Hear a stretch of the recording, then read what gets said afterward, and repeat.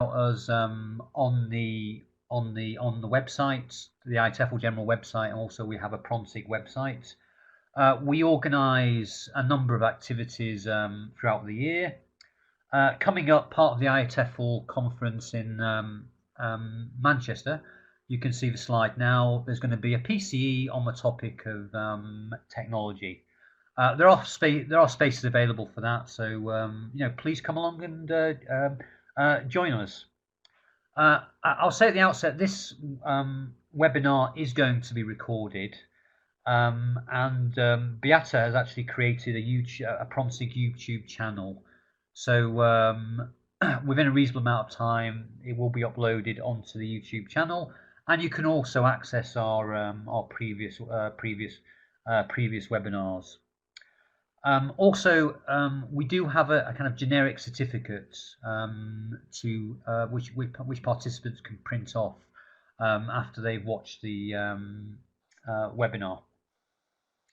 So it's 1 o'clock GMT. It's actually midnight in Melbourne, so I'm really pleased that Joy's managed to stay up so long. Actually, a few words about Joy. She's a very international person. She's in Australia at the moment.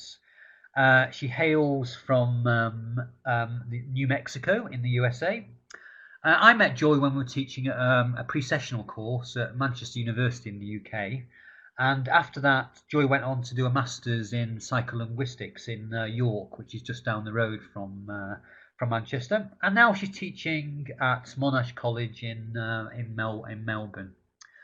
I think this topic of prosody is a really interesting and relevant one, and it's one that's come up a lot in discussions on various forums and at events. So I'm really pleased that Joy is able to share her expertise with us.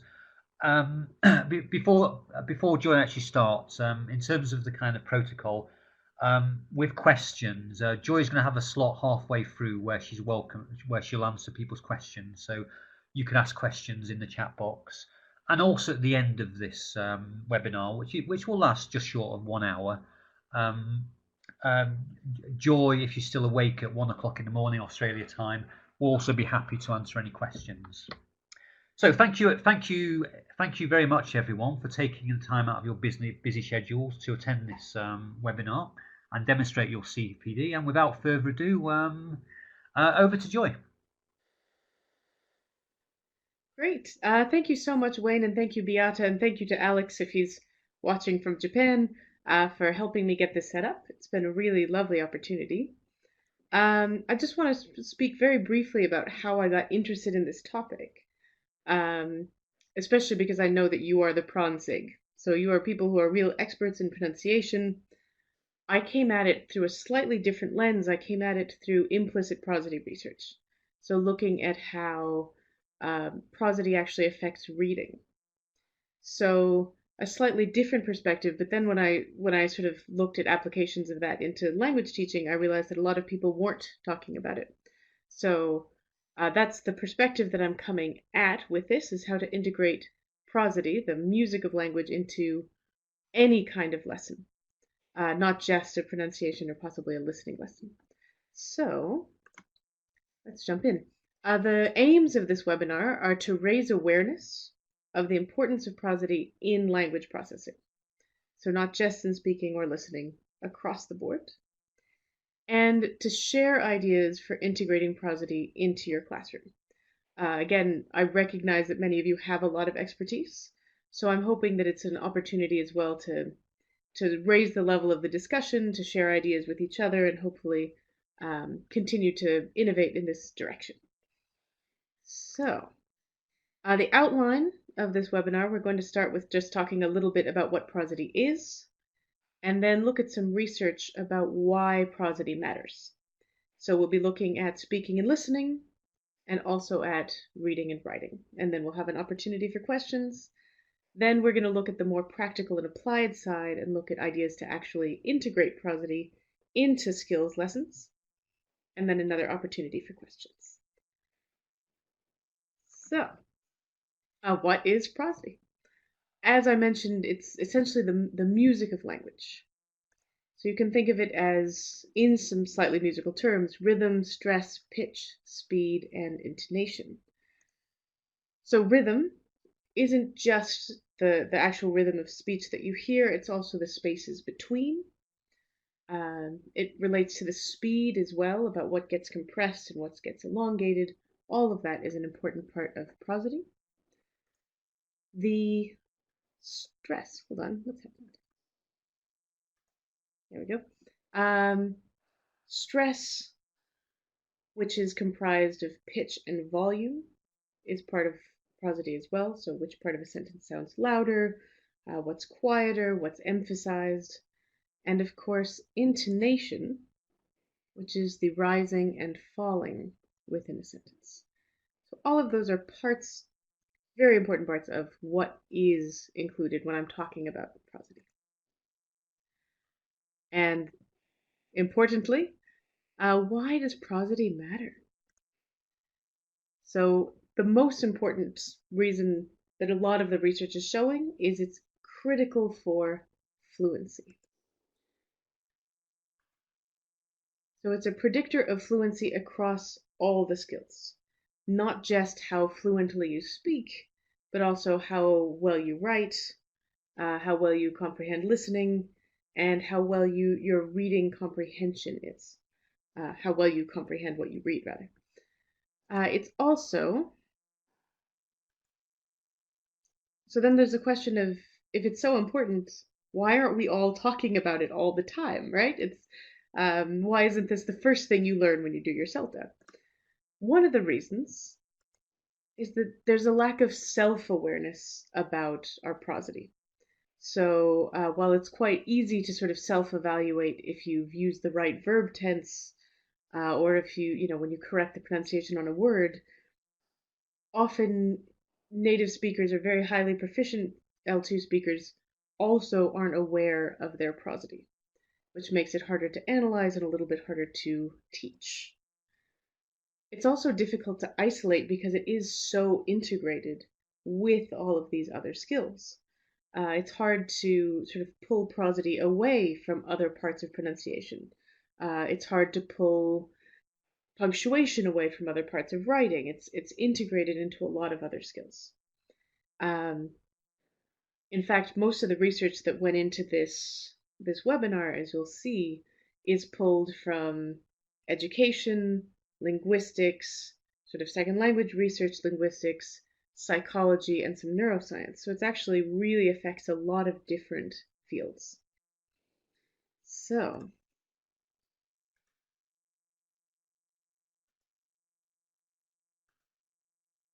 hey slides.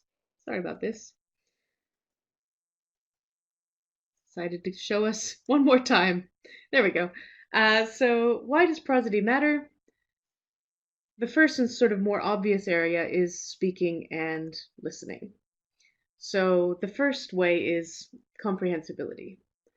Often, I certainly find if I have trouble understanding a student, it might not be that they've said the wrong word or that they've said the word incorrectly. They've just used incorrect prosody. A lecturer of mine who's a brilliant conversational analyst researcher in the University of York, Marina Cantarutti, gave a brilliant example of this. She said she was walking with a friend. They saw a woman with her bag open, and her friend called out and said, "Your bag is open," and the woman didn't look. Marina said, "Your bag is open," and the woman immediately looked at her bag. That's, I think, a beautiful example of how important comprehensibility is to prosody, or what a critical part of comprehensibility prosody is. I certainly have found that in the classroom. Often, if students are having trouble with the listening, a lot of the issue is the prosody. The other major problem is disambiguation. So we use a lot of prosody to disambiguate two options if there's any confusion. We do this in sort of real world disambiguation. I want this one, not that one. Give me the blue one. But also, it's a part of processing complex sentences. So, for example, if you have an ambiguous relative clause. For example, the chef found the lid of the pot that was clean. It's very difficult to tell if that was clean attaches to the lid or to the pot. But if you add a prosodic break, if you say, the chef found the lid of the pot that was clean, we know that the pot was clean. So it's actually an important part about how we communicate and disambiguate complex sentences.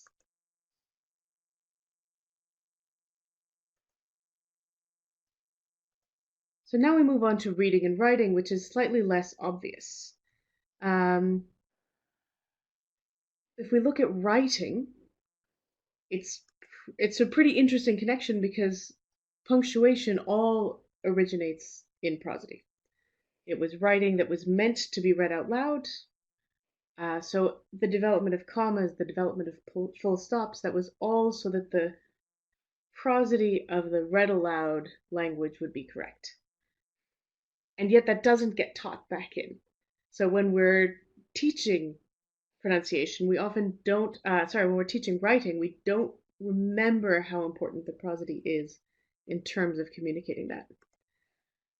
Then when you look at reading prosody, so both explicit out loud and implicit in your head prosody is linked with comprehension.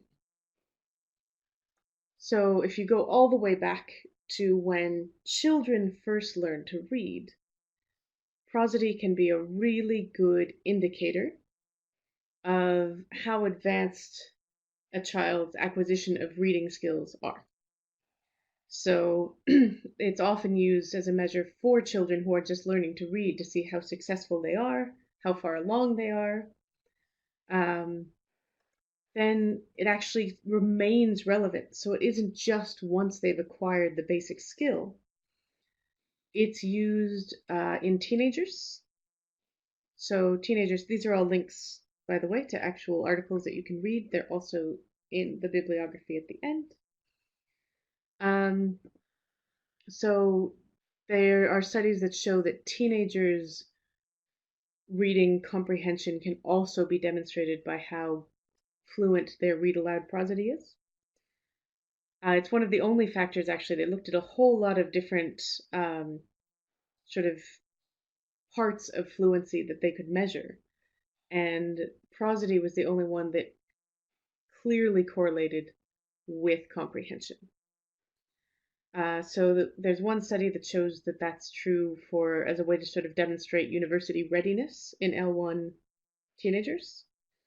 And then other studies that also support how important this is as an indicator of reading skill.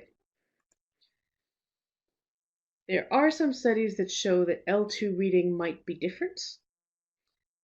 This study is particularly interesting. It shows that they chunked language. It's by Eva Fernandez. They chunked language into different segments that would normally be prosodically separated. And they found that that helped. And then those were presented. So instead of reading word by word, they were presented chunk by chunk. L1 readers, it increased their comprehension. L2 readers, it did not increase their comprehension and may even have negatively impacted their comprehension. So the question is that because the L2 readers are using different strategies, that they aren't using prosody as a parsing mechanism? Is that part of L2 processing, or is that simply that they aren't aware and haven't necessarily been taught to use it more consciously? Is it actually in conflict with their L1 prosody? So these are actually areas that we don't necessarily know the answers to, but there does seem to be a difference in how those things are processed.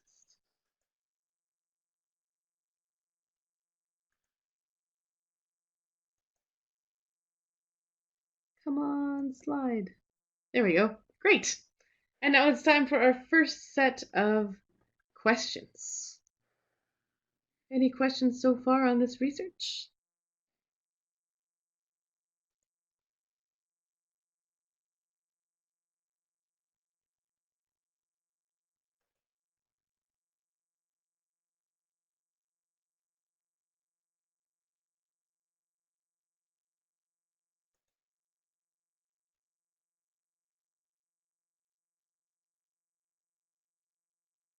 I also agree with Rain that there should be a lot more pronunciation training and a lot more diverse pronunciation training. There's so much more in pronunciation than I found, at least what got taught to me.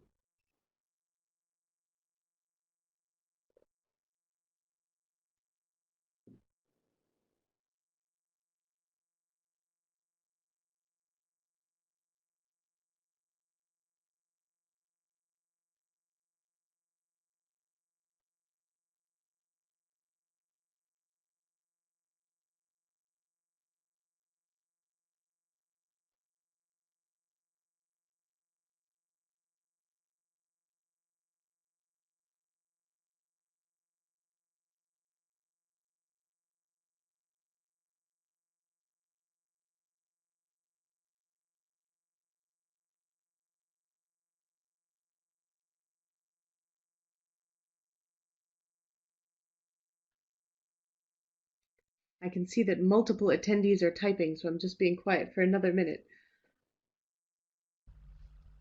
There's a question from Adam. What are your thoughts on the Ah, last point? oh, I wasn't sure if that was a question for me or a question for everyone. Um, I'm really interested, and I'm hoping that more research happens with it. I think we're at an interesting point where it's quite hard to tell if that's because of a lack of awareness or an actual difference in how processing happens. We do have some research that shows that um, the prosody of your first language is one of the last things to change as you become extremely proficient in a new language. So it really could be an interference effect. Um, but again, it's hard to tell if the reason why that's the last thing to change is because it's so ingrained, or if it's because it's not you have no awareness of it.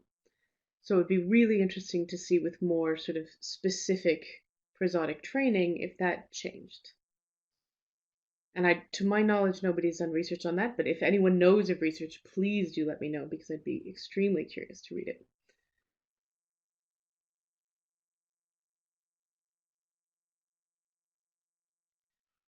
Ah, Coral, you are predicting the next section very clearly. Coral wrote, does listening to models like teachers reading aloud or authentic texts help learners? Especially authentic texts helps learners tremendously. Especially once you start raising their awareness of what prosody is. Absolutely. Um, we'll talk about it a little bit more in a moment, but sometimes when teachers read aloud, especially when you hear very clear texts from textbooks, sometimes you can also hear that the prosody is a little bit weird, but authentic texts are extremely helpful. Maria asked, have I ever taught English as a foreign language? Yes, for many years, and I'm currently teaching English as a foreign language.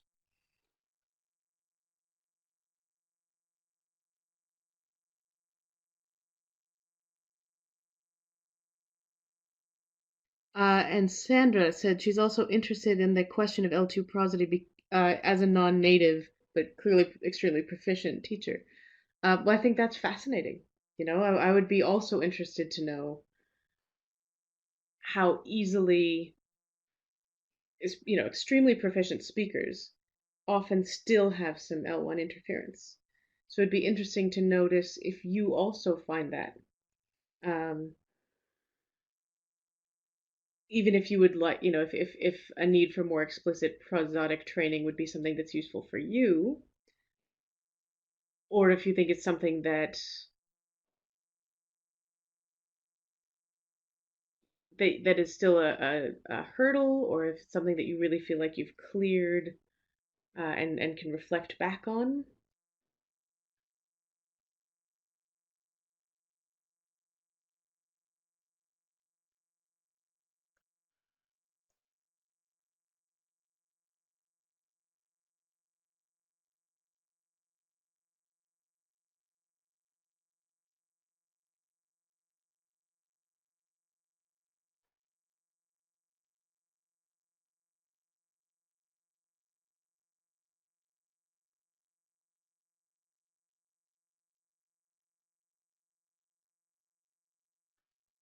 Because actually, that's another point is different Englishes have different prosody as well. So, for example, Australian has different prosody than Irish. It's often when you'll hear Americans say, "Oh, I can't understand a Scottish person." It's not the sounds that they're having trouble understanding. Sometimes it's the prosody.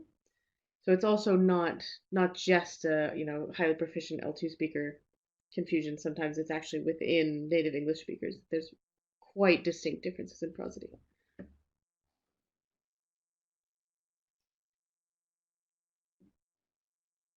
Do you think we're ready to move on? Are there any more questions?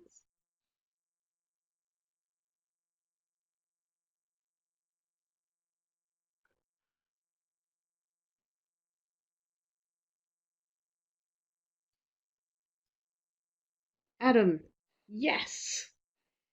I absolutely think so, and I don't think that erasing your own L1 prosody, erasing your native accent is advisable at all, but having more awareness about what the differences are, I think is what's really lacking. That's a great point.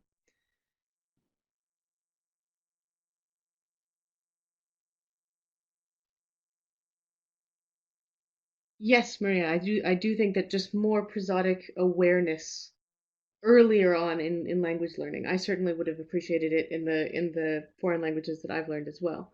Having more awareness brought to the differences between the languages that you're speaking, I think would be profoundly helpful.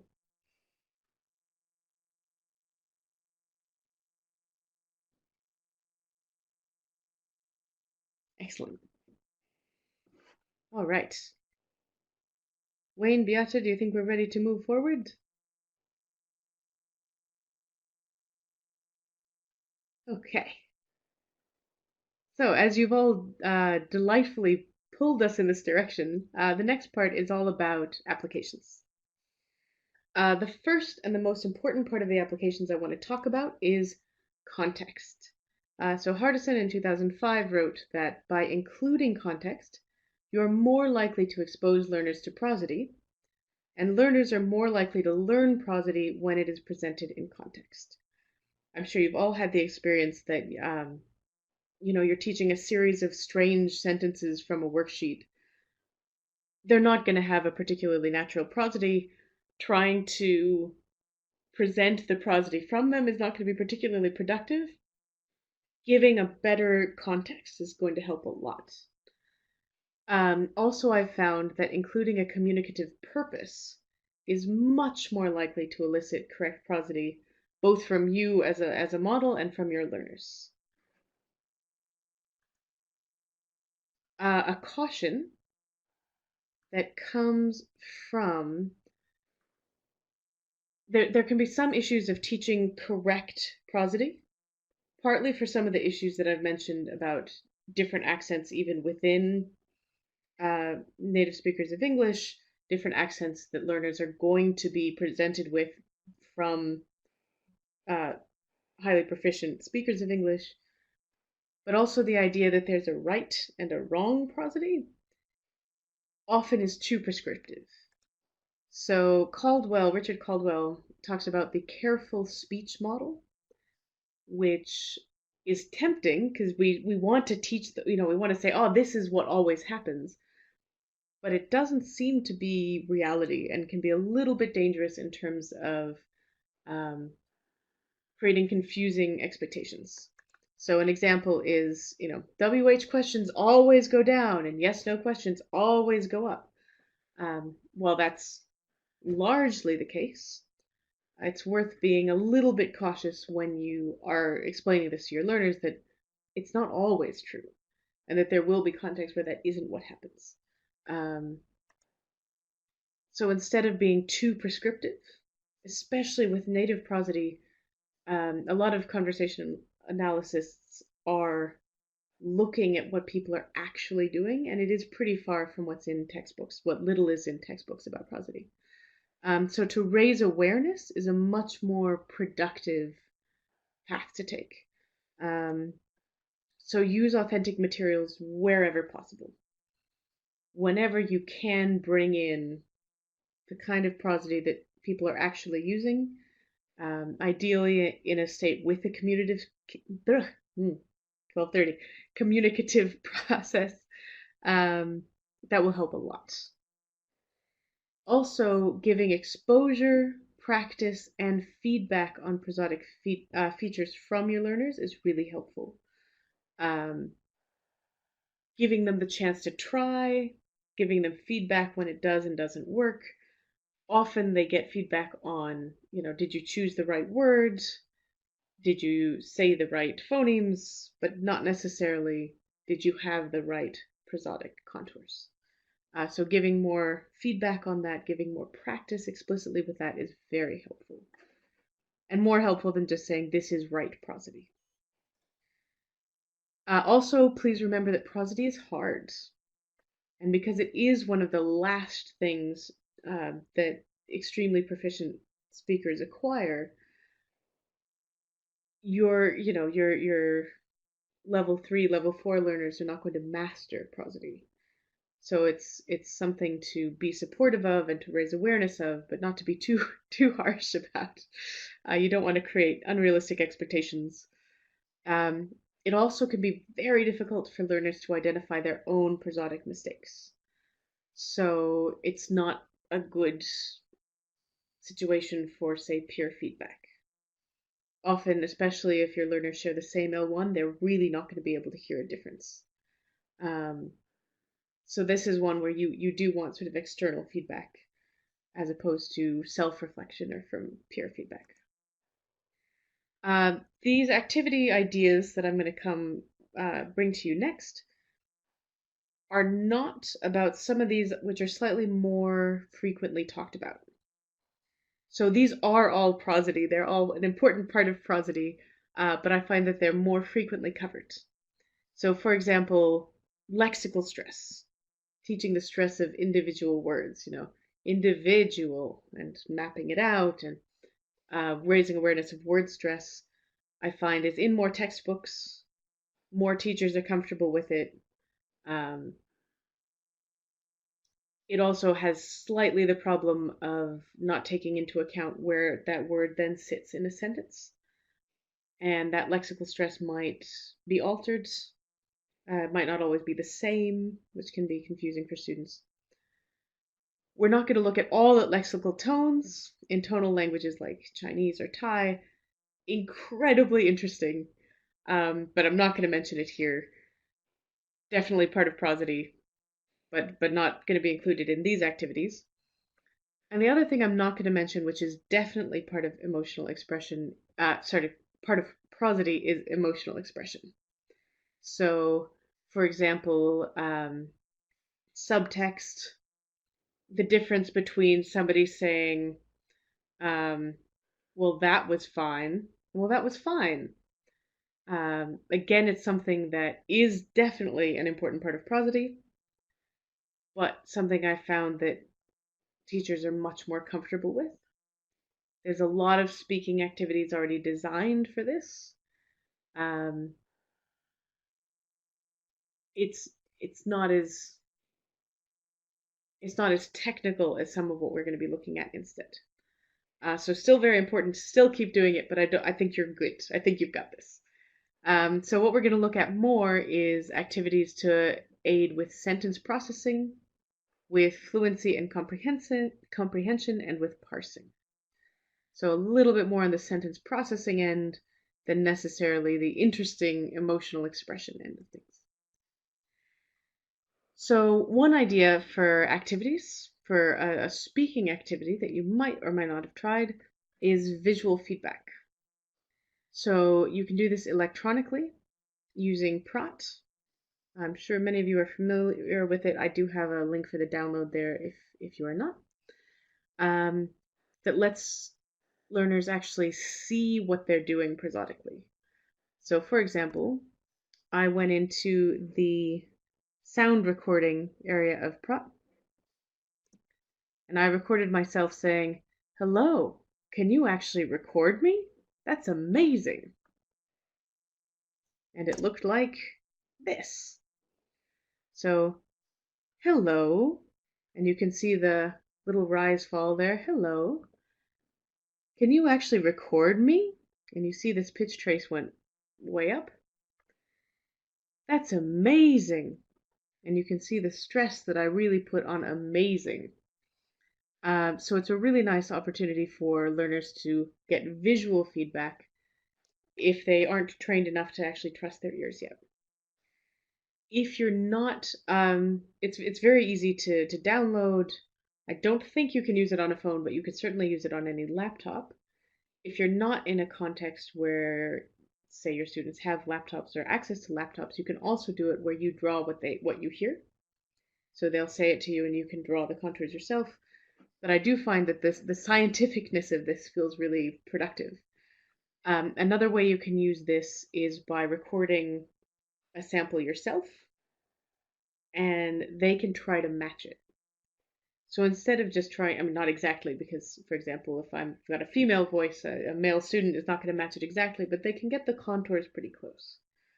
So that's another fun way to bring their awareness up to what's actually coming out of their mouths. Lingeris 2012 has a great review of this, so if you want to look at some of what's been done and how well it's worked, I recommend reading that article. Another idea for speaking activities are social deduction games.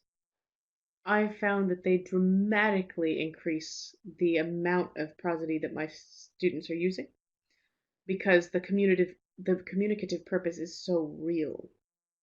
Spyfall, these are both commercially available games. Spyfall is a game where, say, two students are spies, everyone else is in the environment. The spies don't know what the environment is, and everyone has to ask questions. So you find that their prosody is much higher because they don't want to be caught. They really don't want to be suspicious. And they start asking questions in very suspicious ways. It's all much more animated than you find in a regular class discussion. Similarly, Werewolf, I'm sure many of you have played. These students are trying so hard to prove that they're not the werewolf.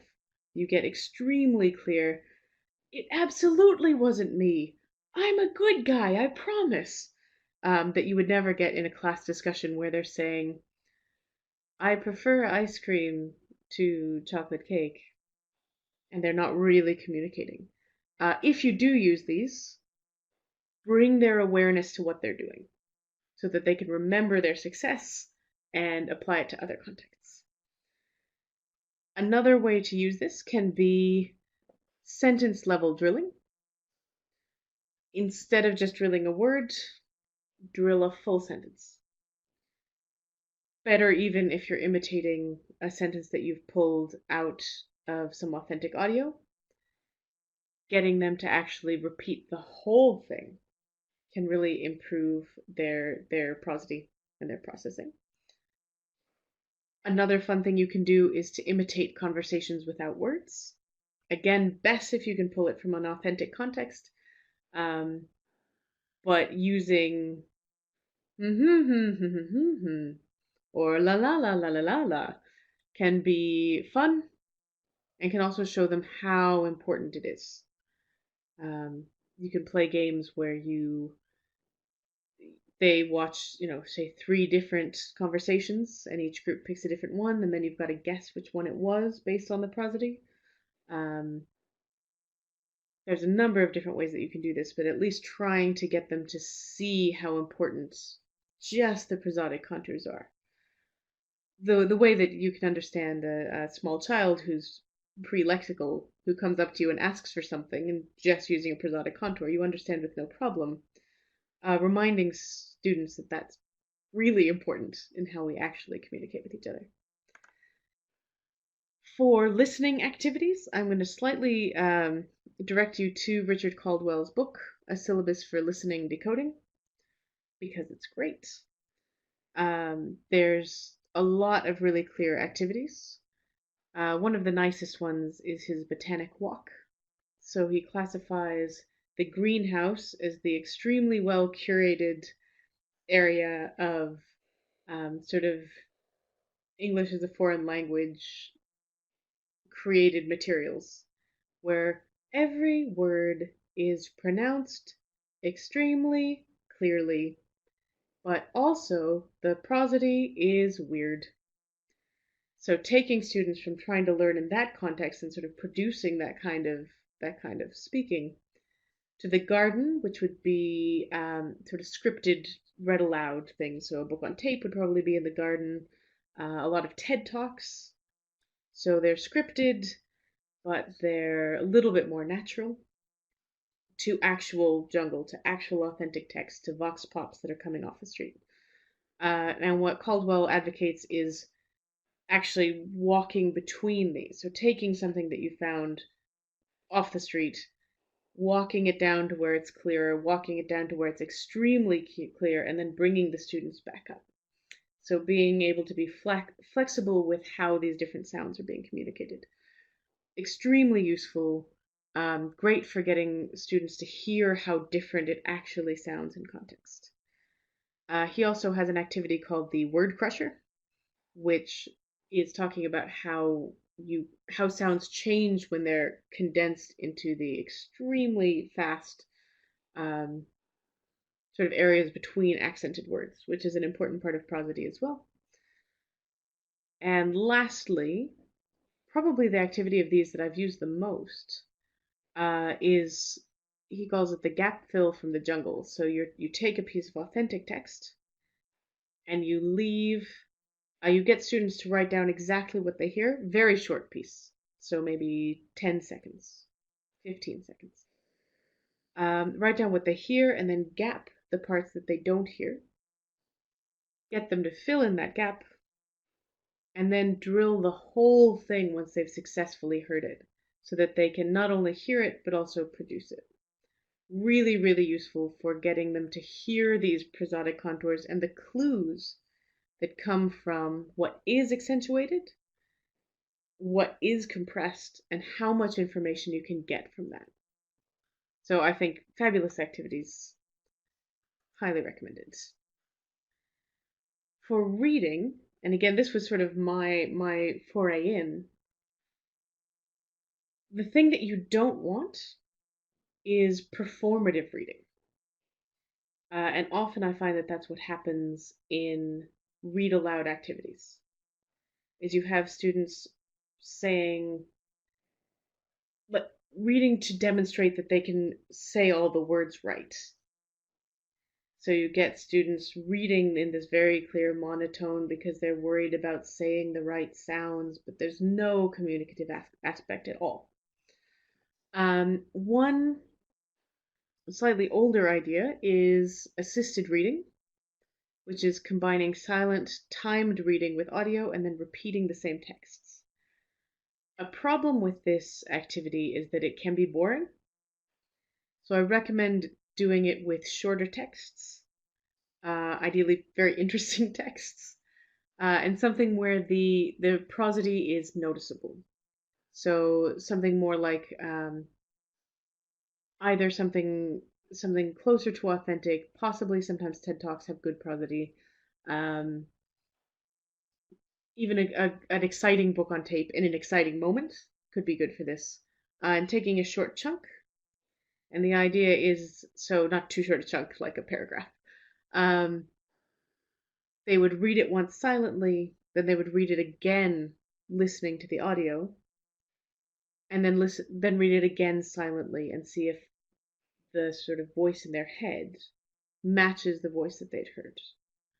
They did find when they did research into this technique that it did improve how well they were parsing the sentences, and it did improve their comprehension in future readings. So it is sort of a good training, with the caution that you must choose very interesting texts, and that if you repeat it too many times, they suggested 5. I think even 3 is still beneficial. I wouldn't do much more than 5. They will get bored. Another interesting activity that I use a lot is to do vocabulary and context pair reading. So I have an example of this on the next page. So essentially, you've taken a few words This is a pair. So the other student, if I'm the one reading, the other student will have seen these words in blue in a list. They'll have looked up the definition, they'll have looked up the pronunciation, and then they'll be listening to their partner reading. This was what Leeds City Council said about Moose's work.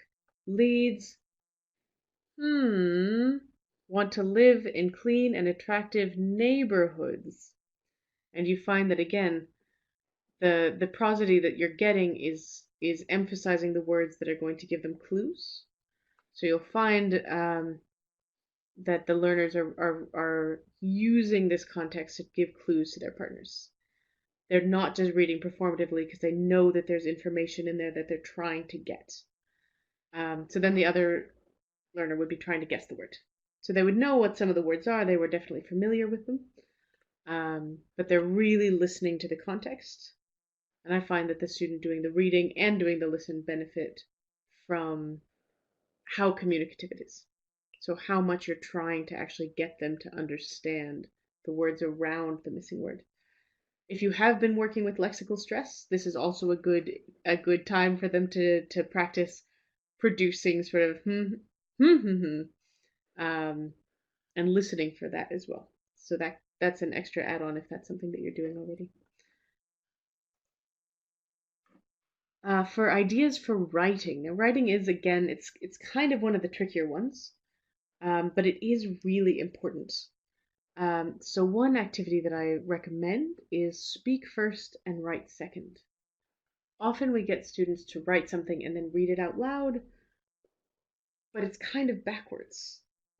Because what we want them to be doing is trusting their ear. We want them to be trusting the sort of self-correcting tools in their head of how to tell when a sentence is correct and how to tell if the punctuation is correct by the intonation, by the way that it sounds.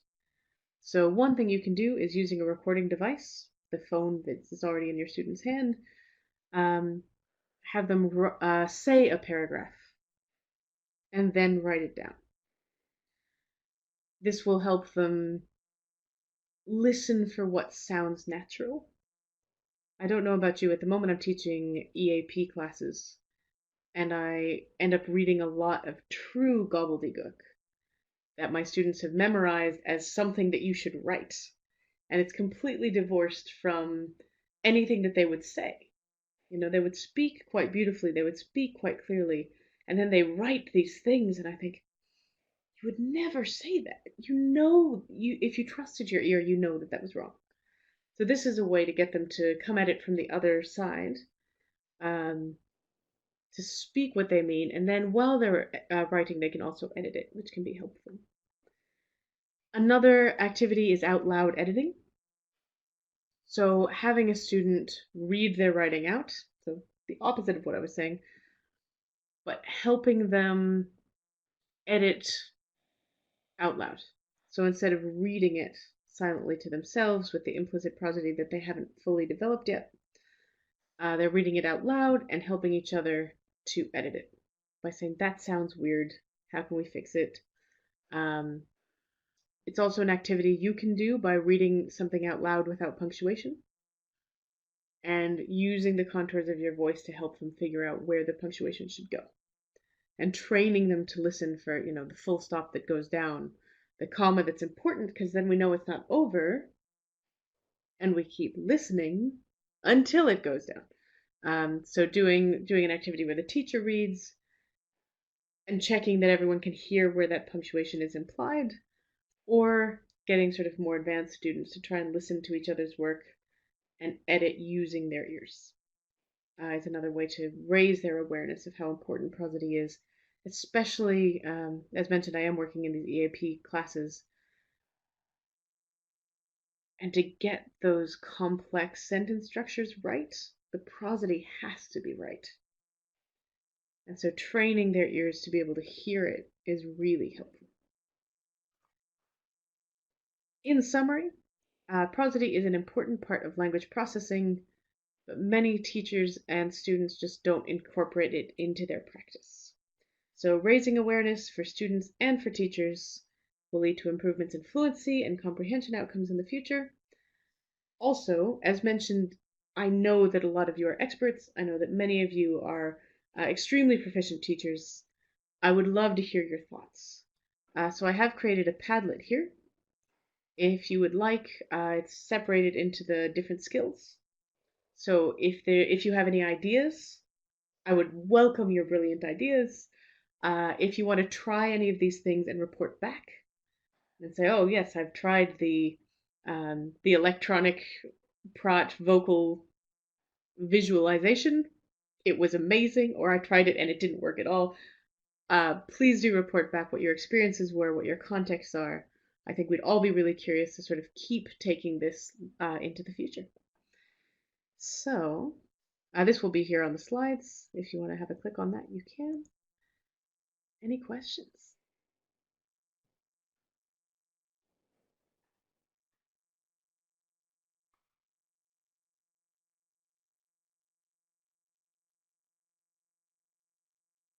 Ah, thank you, Beata.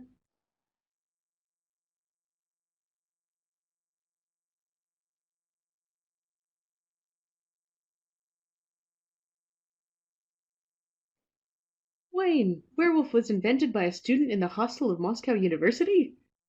That's exciting.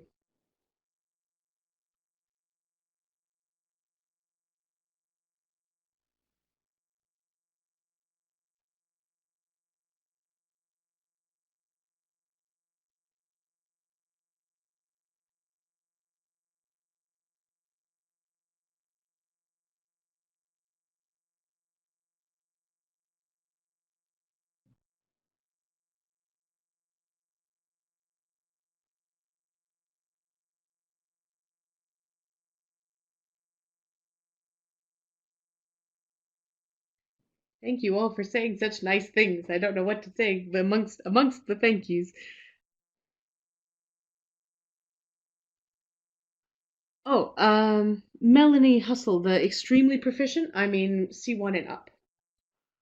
I mean people who are. I mean language teachers who are teaching in their, who are teaching in the foreign language. Um, B1, B2, they will definitely still be having a lot of interference.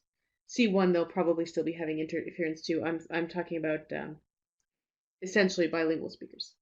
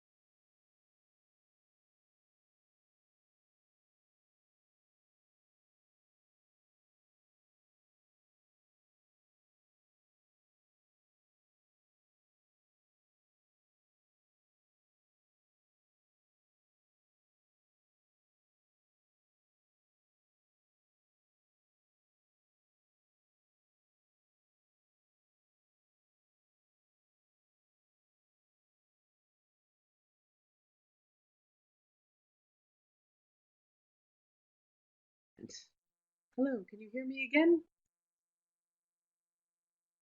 Am I back? Okay, good. I can hear you, Joy. Yeah. Oh, good. Phew. I got booted off by the terrible internet in Melbourne. FYI, internet in Melbourne is terrible. Um, Adam, you've got an interesting question. How would you characterize the experience of learners as they work with each other in the writing activities? Um, I don't quite understand your question. Do you mean how would I characterize? I mean, there's sort of two dynamics that I would imagine. One of them is two students working together to help a third student, sort of doing the editing for them. Otherwise, you could actually do it almost as a whole class activity where the teacher is reading something and the students are working together to figure out what the punctuation might be. In terms of the recording activity, I would say, if we can actually go back to that slide, I would do that individually or possibly in pairs. But I would have only one student do the recording, and then you could actually have two work together to write down what was said, sort of without inserting the gobbledygook that they might have in their head as something you should write.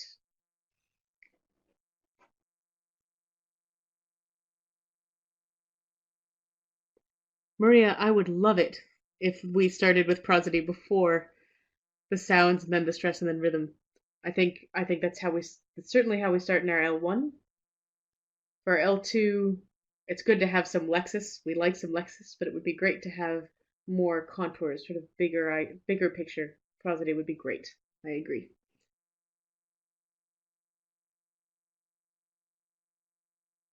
Ooh, great. That looks fabulous, Beata. I haven't run into it before, but I'm very excited. Adam, descriptively, what comes to the fore for the students?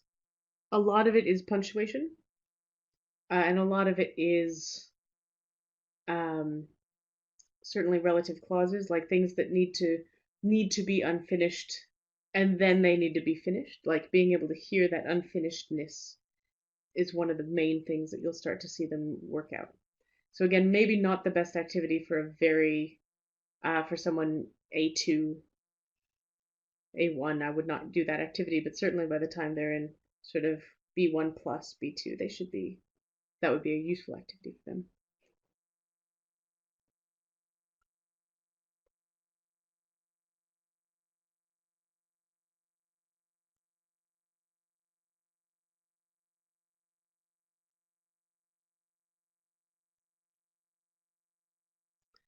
Melanie, your question about Chinese, there is vast and very interesting research on it. There is a lot of research that shows that essentially the same implicit prosody is working. So it also affects reading comprehension. So there is the same implicit prosody determining how a sentence is processed in Chinese. But with lexical tones, there's just a lot more information um, that determines the rises and falls tell you specifically which words are in there in addition to how the sentence will be processed. So there's just a lot more information going on with Chinese.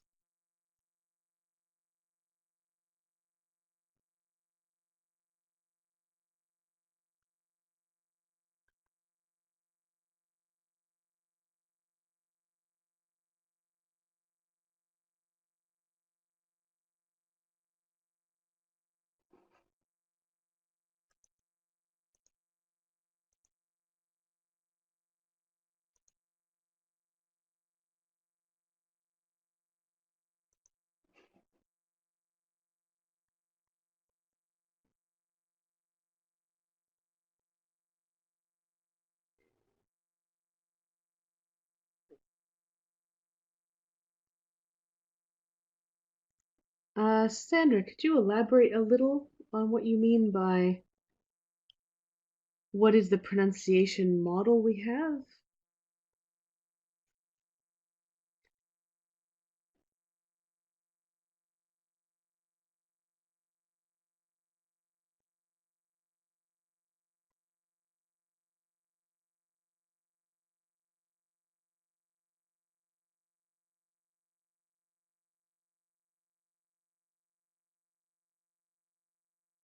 My instinct from when you talk about how important, oh yeah, yeah. But Sandra, I completely agree. The point is specifically not to be prescriptive. It's about listening to what people actually do. Um, Especially with global accents, you need to be able to recognize prosody that isn't RP. Um, Even just being aware, for example, Melbourne is an incredibly diverse city. A lot of my students are Chinese. They have an incredibly hard time hearing English spoken by people from India. And what's getting in their way is the prosody. And part of it is that they don't have a very flexible understanding of what's happening with that prosody. They don't have enough awareness of prosody to be able to pick apart that that's what's different. So I think especially in this time with English as a global language, the more awareness we have, and the more we sort of empower students to be able to identify prosodic features, to rephrase things prosodically, to ask people to say things in, to try in a different way. I think it's more important now than ever. If that answers your question, I certainly do not think that we should be teaching our students exactly RP prosody. That's sort of the careful speech model that I discussed is something that's, well, Wayne made the good point that having some global sort of stereotypes is useful pedagogically. Having students be aware that that's not always what happens is incredibly important.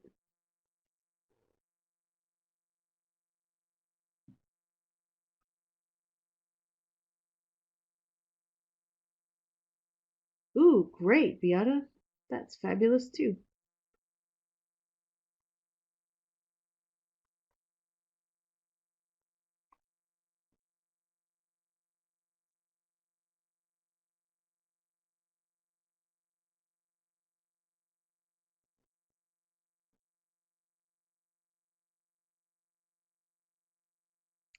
Ah, Gloria, RP is received pronunciation. It's the sort of standard, extremely British, historical, correct way to speak English that used to be taught.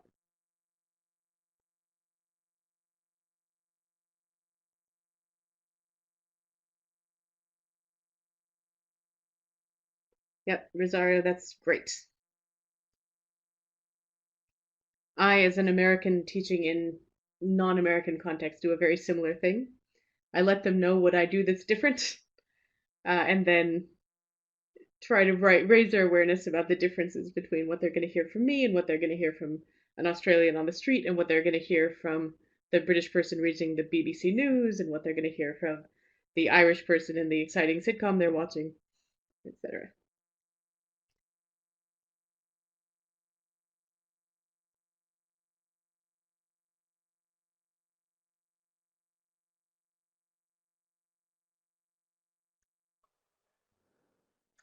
We have a couple of minutes left, so maybe one or two final questions before Joy actually needs to get to bed.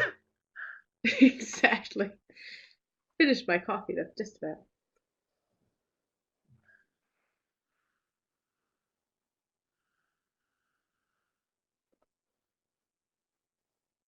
Linda, yes, British and American are very varied, which is why raising awareness and letting them be aware that there are major differences in how things are spoken prosodically is helpful and important to them being able to flexibly understand English in whatever context they're in. Again, it's not about prescriptively teaching them what to do, it's about raising their awareness about what it is that people do and how diverse that can be.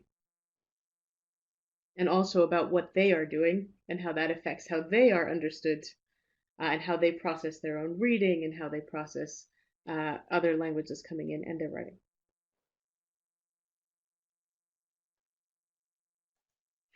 Thanks, Melanie. Don't worry, it's worth it. You guys are definitely worth it.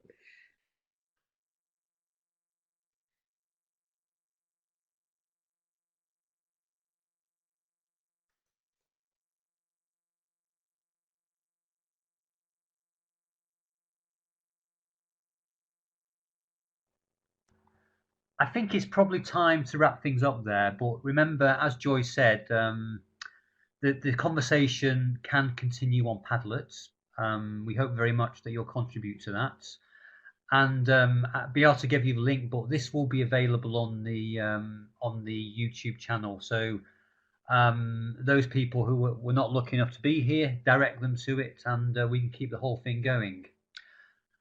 We've got there was a slide there just about the PC in Manchester. There was actually quite a lot of references in that talk to technology, a lot of which I'm completely unfamiliar with. So we're going to have a day on this in Manchester, so that'll be a great opportunity to get into further dialogue about the increasing use of technology in pronunciation, including prosody. But I really want to thank Joy for a really informative and entertaining webinar there. A great mix of theory and also a lot of practical ideas, because I'm sure all of us are actually in that classroom on Monday, and there's loads of ideas we can go and try out.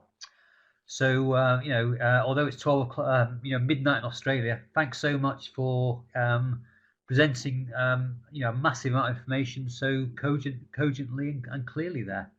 Thank you very much, Joy. I'm Thank sure you I'm very speaking for much, everyone. Wayne. I really appreciate it. And also, if anybody wants to continue this, my email is also there.